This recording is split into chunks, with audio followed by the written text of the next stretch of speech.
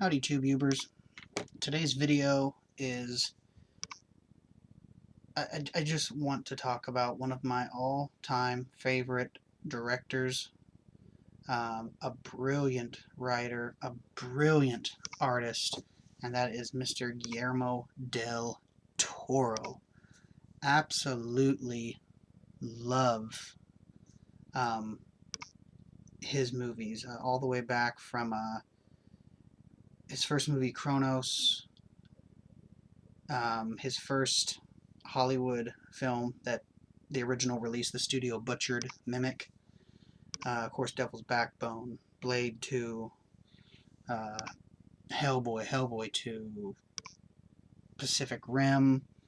I do believe he has a Pinocchio movie that's in the works, and I believe also that Hellboy 3 uh, has been announced, or possibly highly rumored to actually happen, which fantastic.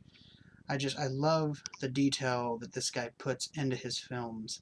Like I just had the pleasure of watching Pacific Rim on Blu-ray, and just how he wanted, watching the special features, how he wanted his, the design to be so there. Like, they just wanted him to build like a small little set, and they could do the rest in green screen, and he ends up building like the entire head of the Jaeger, and he didn't have to, but he did, and just like the incredible huge sets. It said something like this: the largest sound studio in America, or the largest sound studio that they could get wasn't big enough for the sets they wanted to build. So that right there, that's just awesome that he wants to put that much into his movies.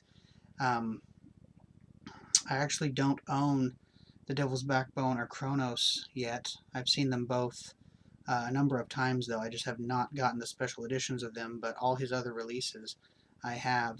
And I was thinking that if I was rich enough and I had one of the like home theaters with like the great big, almost like a actual cinema screen, that Pacific Rim would definitely be one of the first movies that I would get, because I just don't think, I don't care how big your HD TV is, I just don't think that a TV does Pacific Rim justice. There's just so many little intricate details to look at, that it's impossible. I would have loved to seen his take on The Hobbit. That unfortunately, when he was in the middle of working on it with Peter Jackson and whatnot, uh, it wasn't sure that it wasn't even really greenlit, and the studio was like talking about bankruptcy. So, he put years of his life into that film. He did designs and stuff for it and everything, and it just never happened, and that sucks. I would like to see some of his artwork from it.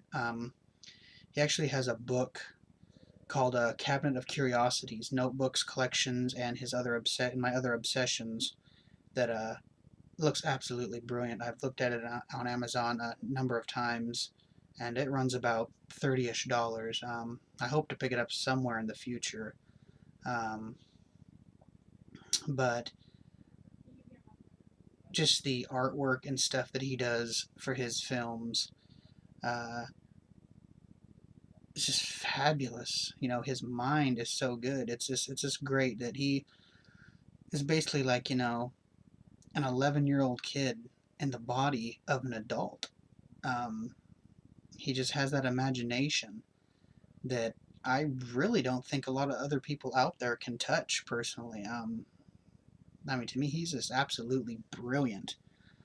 I would love to meet that guy and just, shake his hand and say thank you for putting out pretty much every film he's put out. I really like. I can't say that about every director out there, I can't say that about like the Wes Cravens, the John Carpenters. Uh, I can't do that, because they all have movies that are like so, and they have movies that really suck. But with Guillermo, it's just like everything he does is just brilliant to me. Uh, I know he's a huge H.P. Lovecraft fan, as am I. I would have loved to had seen, he was supposed to do At the Mountains of Madness, which was supposed to be produced by James Cameron or something like that, and rumored to have Tom Cruise in it or something.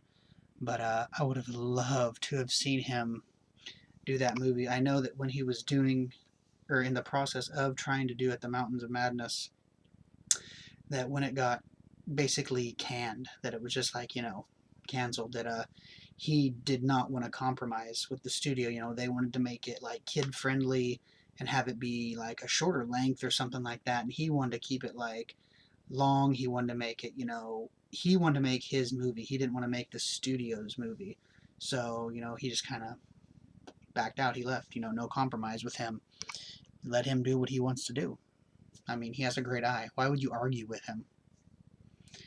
Um, I would have loved to have seen that though, and I know from reading interviews and seeing interviews and stuff with him that he was just heartbroken after that. I believe after it was either after the Mountains of Madness or the Hobbit, one of the two, after they were canceled or whatever, after he backed out of it, which I believe it may have been the Hobbit. Like a couple days later is when he signed on to do Pacific Rim. Absolutely, just a brilliant film. One of my favorite sci-fi films. I think it's just so awesome. Um, which really sucked because when it came out here in North America, it was like number 3 at the box office. There was some animated movie that came in at number 1, and that movie Grown Ups with like Adam Sandler and David Spade, Grown Ups 2, beat Pacific Rim at the box office. That's mind-boggling. I don't see how, but ridiculous.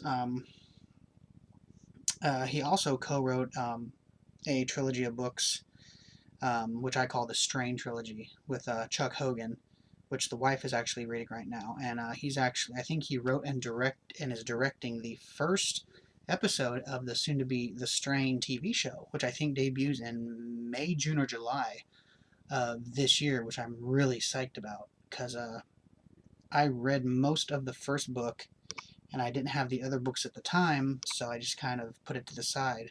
But now we have all 3 books, so I may have to read those again, try to get them all finished before the actual TV show. But I'm so excited about that TV show. And of course, I'm always excited about anything at all that Guillermo does. Of course, he's produced tons of stuff. I mean, he produced like Mama, Splice, Kung Fu Panda. Has a whole list of movies that he's produced. Julia's Eyes. Some I've seen, some I've enjoyed, and some I haven't. The Orphanage. Um, but I just think the man is an absolute genius at what he does. He has so much fun with it. You can like his audio commentaries on his movies are awesome. I love listening to him talk because he almost makes it feel like you're sitting in the room with him. He makes it like really personal, at least to me. That and it just the way he talks, you can tell his excitement, how much fun he had, how much fun he has making films and coming up with ideas. And it just gives me goosebumps when I hear somebody that's so into films like that, and just somebody I admire so much and have so much respect for the stuff he does. He holds his ground. He wants to do the films he wants to do, which luckily, he got his hands on all the stuff for Mimic, so there is a director's cut of Mimic out there, which I have on Blu-ray, which is absolutely awesome. Why the studio just didn't let him do that and release it in the first place, I don't know, because the theatrical cut of Mimic is just, it's so-so, but his director's cut, the way he wanted it, is just awesome. But just fantastic, and I don't know how much he has to do with like the special features that are put on the DVDs and Blu-rays and stuff that he releases, but Pacific Rim has some awesome features. His Blade 2 and the Hellboys have incredible um, special features on there. I mean, hours, like 2-3 hours of making ofs from pre-production, production, post-production, everything. So I just assume that he films all that stuff for a reason, because he knows of the Blu-ray releases, he knows of the DVD releases, so he wants his fans to have this material, which is just so fantastic. Anything he does, I look forward to. I don't care whether it's a book, I don't care if it's a movie, I don't care if it's some type of short. Just anything that man does is just, to me, brilliant. He is definitely one of my favorite writer-directors of all time.